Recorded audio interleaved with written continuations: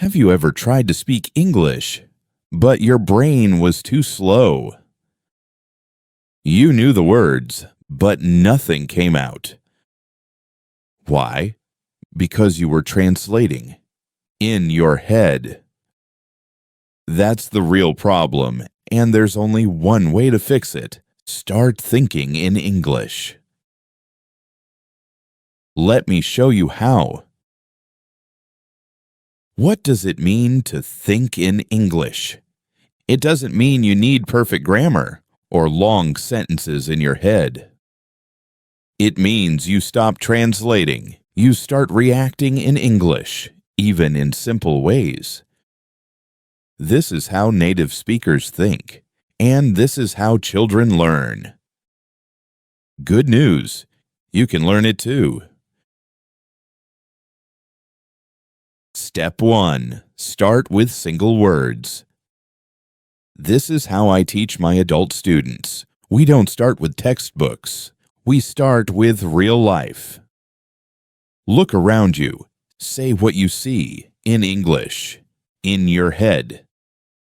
Phone, keys, door, bag, water, shoes, coffee, rain. Say it like this. Tea. I love tea. Bus. Waiting for the bus. No full sentences yet, just short ideas. Step 2. Add small thoughts. Now we add short, simple thoughts. That's what fluent people do. They don't think, I am now preparing to go shopping because I need groceries. They think, I need milk. Where are my shoes? I'm going out.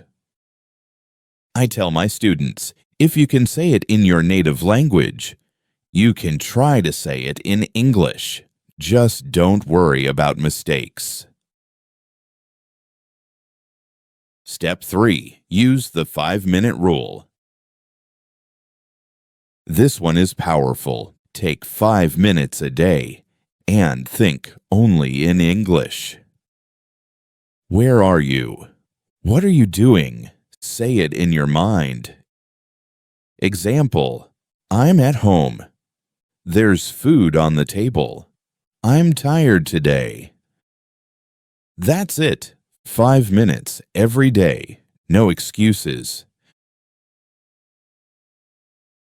Teacher's tip, don't wait for perfect grammar. Many students say, but I don't know how to say it correctly. I say, try anyway. Even broken English is better than perfect silence. I've taught students who waited 10 years to be ready. But you learn faster when you try early, even if it's messy. Step 4. Use your phone or notebook. Write down 3 short thoughts every day. Real thoughts from your real life. I need coffee. My back hurts. It's Monday again. Nothing complicated, but very real. That's how thinking in English begins. Step 5. Use your imagination. This is my favorite trick. Imagine little scenes. At the shop, at the train station, at the doctor's. Create the English in your mind. Excuse me, where's the toilet? How much is it? I have a reservation. This is private practice. No fear, no pressure, but big results. Step 6. Talk to yourself. Yes, talk to yourself. I know it sounds strange, but it works. My best students do this all the time.